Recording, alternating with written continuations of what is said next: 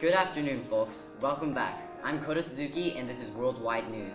We have for you today a big story of a viral tweet questioning what does it mean to be an American and what makes Americans unique. Our news reporter has gotten an answer for you today. Toby, take it away. Thank you, Kota. Good afternoon to you. The tweet from Asher Yellen has caused much discord throughout the writers. There were answers ranging from the right to vote to the Declaration of Independence. But after much discourse, we came to agreement out of left field. We came to agreement that what makes America, and Americans by extension, unique is the elastic clause of the Constitution. What is the elastic clause? Representative Pramila Jayapal from Florida recited the clause for the House of Representatives. And to make all laws which shall be necessary and proper for carrying into execution the foregoing powers and all other powers vested by this Constitution in the government of the United States or in any department or officer thereof. Basically, the elastic clause enables Congress to pass laws that are necessary and proper to achieve their mandated powers, which, in short, allows our government to constantly adapt and respond to changing circumstances. Toby, back to you. The elastic clause, also known as the necessary and proper clause, allows for Congress to pass laws not directly stated in the Constitution, but which are secondary and have effect of furthering the primary power. Because the definition and meaning of the elastic clause is decided by the Supreme Court, its interpretation changes with the times. But Toby, isn't every clause of the Constitution interpretable by the Supreme Court? That is true, but unlike most other clauses in the Constitution, the framers made the clause very dependent on the Supreme Court and open to interpretation, allowing the nation, through the Supreme Court, to decide on its meaning. The necessary and proper clause was included in the Constitution as a direct response to the failure of the federal government under the Articles of Confederation, the first Constitution of the United States.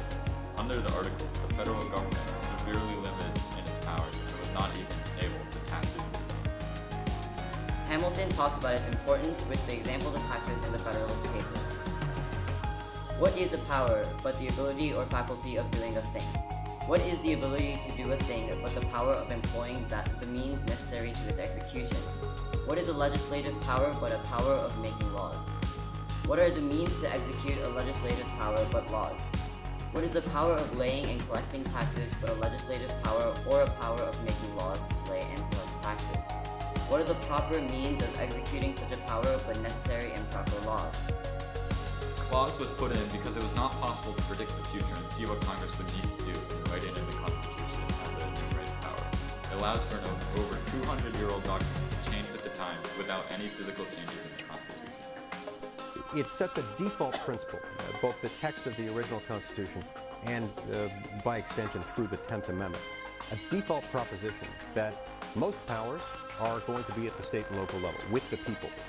And those identified as federal are vested in Congress.